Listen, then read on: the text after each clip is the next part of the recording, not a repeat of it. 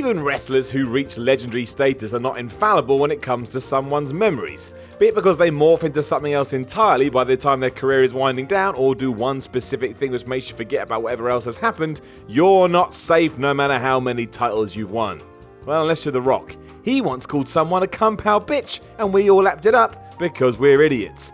It's fascinating how a wrestler's image can shift depending on the era we find ourselves in though. Tough, rugged men can become softly spoken lambs, and even somewhat negative legacies are ignored if we don't want to associate them with the superstar we adored. Take Stone Cold Steve Austin for example. We get mad at all the what chants, but we don't get mad at him. Interesting. That's not the rule for everyone, however, because I'm Simon from WhatCulture, and this is 10 weird ways we remember legendary wrestlers. But before we begin, don't forget to subscribe to stay notified. Ding, ding, done. Number 10, Scott Steiner. Given that he was once the most terrifying man in all pro wrestling, it's somewhat amazing that in 2018 a lot of people have a degree of sympathy when it comes to Scott Steiner.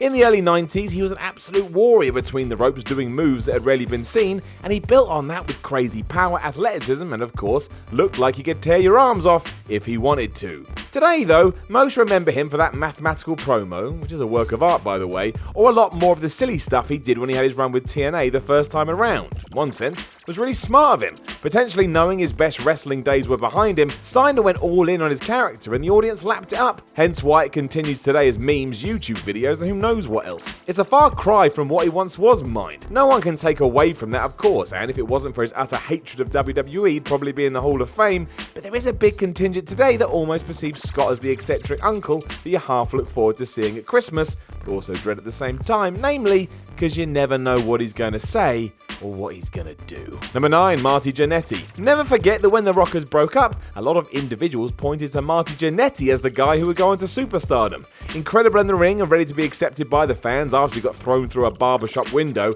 I don't know if anyone thinks of that first and foremost when he springs to mind. There's so much other stuff to get through beforehand. Part of the reason Jannetty suffered initially was his apparent attitude. Known as Party Marty, he was in and out of the WWF with too much frequency to justify any push. How could you move him up the card if you're not sure he's going to turn up in a fit state? This took a very unexpected and horrifying turn in modern times when Marty asked his Facebook followers if he was justified in, well, having lustful thoughts about the young girl he had raised under the mistaken belief that she was his biological daughter. There's no two ways about it, that's weird and unsettling. Such words should never have come out of anybody's mouth, and while Jannetty claimed he was hacked, there seemed to be a lot of evidence that suggested otherwise. With all that said, he did help shape what we know as today's style, and yet no one remembers him for that. Number 8, Dusty Rhodes. Dusty Rhodes is one of the best and most important wrestlers of all time. There's no two ways about it. While he had his highs and lows throughout his career, his working class hero persona mixed with a genuine love towards him from the fans meant he was blowing roofs off venues for years. And then he arrived in WWE. Repackaged as almost a literal cartoon and told to wear a singlet that looked like something Minnie Mouse would put on when she went out with Mickey on a date, this was a comedy gimmick at best. At worst, it was taking someone who had been a thorn in the company's side for so many years and showing them who was boss. While it didn't ruin his reputation, it has changed the perception of the man to many wrestling fans who often think of this version rather than the valiant one who took a beating from the Four Horsemen on a nightly basis. It's not terrible, but it's not who he was or where he peaked, and it's a shame that it managed to sit down and stay in people's heads for all these years. In many ways, it's a testament to Dusty and how he could get anything over, but go and compare and contrast his days in the WWE with those when he starred in Jim Crockett Promotions. It's like night and day.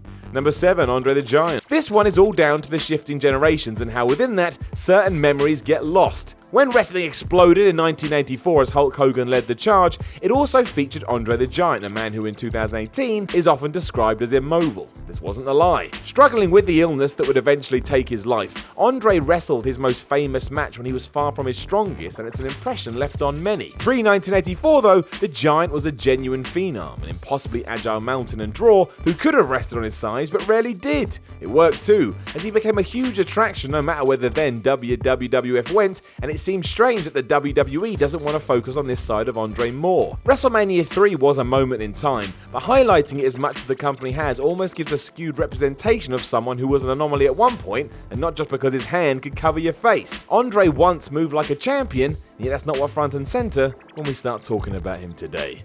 Number 6, Lanny Poffo. So, this one is weird. If you grew up watching wrestling way back when, you will remember Lanny Poffo as a mid-card heel character, probably under the guise of the Genius. He managed the Beverly Brothers, and all that was over before it began. He also took quite the bump from Brutus Beefcake at the 1990 Royal Rumble, so go and watch that. With that said, no one now remembers Lanny for this. Why? Because he admitted on many occasions that he was able to suck his own penis. And yes, you heard me right, I didn't make that up. Talking about it in various shoots years later, when asked by interviewer Sean Oliver whether this was accomplished through being limber or large, Poffo simply replied, both. Justifying the act, he maintained that it's only illegal if conducted in a children's playground, and that he realised he could do it when he was 9 years old. I don't know what else to say about this. To be honest, I hate the fact I know. I'd rather not, but I do, and now you do too, and I imagine it's all you'll ever think about when you ponder over Macho Man's brother. Number 5, Jake the Snake Roberts. The story of Jake Roberts is an uplifting one.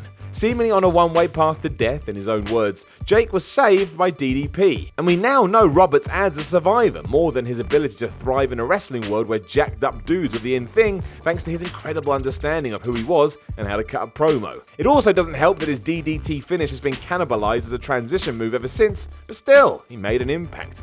The public's love of a great comeback story, though, has almost shone over the Snake's awesome storytelling abilities. While I'd never call it a shame, it would be nice if we could celebrate the amazing revival Jake has had, as well as his contributions to the squared circle.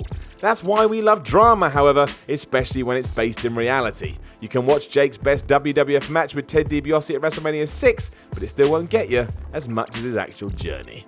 Number 4, Batista. I genuinely think Batista is one of the most underrated wrestlers of modern times. Far better than people remember, and a dude that kept on improving, one decision somehow captivated fans all over the world and left it as a dominating memory. But yeah, when he walked out 2014 along his Evolution cohorts, who were decked out in black, his very blue attire lit the internet community up with the very apt Blue Tista. This was right off the back of the nickname Boo Tista too, given the fact his face turn had been absolutely botched, and all of this kinda sucked. Batista's return wasn't terrible at all, but it just came at the wrong time, and it was made worse when the Animal's request to come back as a bad guy was ignored. But go watch how well he sells for Daniel Bryan at WrestleMania 30, or how much he helped the Shield. Overall, it was nice to see him back in a WWE ring. Nobody was focusing on that. They just wanted to talk about his pants. Don't think Batista didn't know either. He blew up on Twitter, telling the smarks to shut up. Number 3, Rey Mysterio. Rey Mysterio really was incredible. Even now, when Ricochet breaks the internet when he flips out the ring or Will Ospreay ignores gravity, revisiting Rey's WCW days remains a mind-boggling experience. On top of that, he's still unmatched by the generation he inspired in terms of authentic selling. It was easy to buy into his whole package. What's more, he's still awesome, recently rediscovering his explosiveness and turning back the clock. Rey was the number 1 cruiserweight in the world in the 1990s, and through sheer bad luck, many now know him as number 30. For reasons we'll never quite understand, WWE did indeed put him in the number 30 spot during the 2014 Royal Rumble, even though the audience had been chanting Daniel Bryan's name for almost the whole thing. If a heel had come out last, that would have been fine, but when it was Rey, well, he got eaten alive by the crowd, and it's still something that comes up when Mysterio's name ekes its way into the conversation. It was ridiculous, all things considered, and may very well be an asterisk that never goes away. This was madness. Number 2, Bret Hart.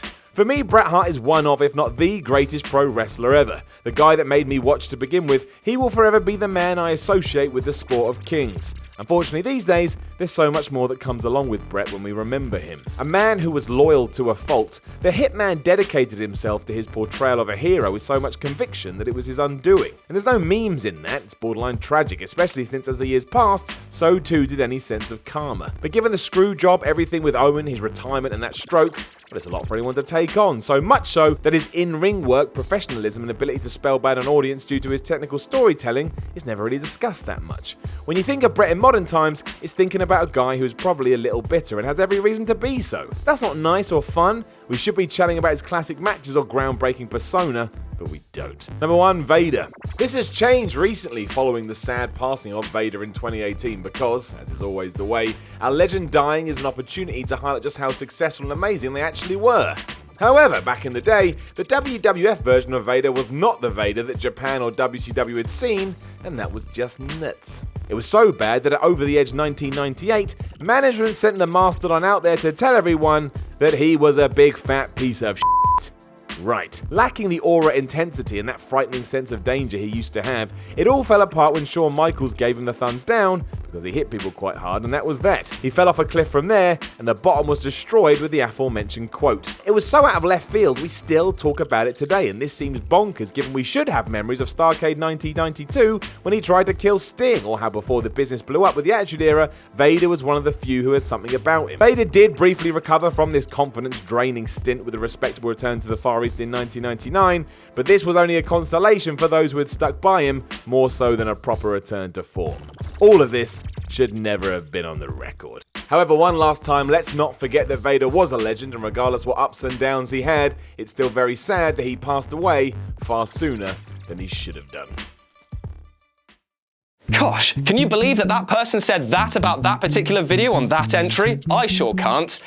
But you should like, share and subscribe below anyway. And also, the people who made this video, they're right here. Go follow them and give them some love. Also, there's more content, probably above my head. Check it out.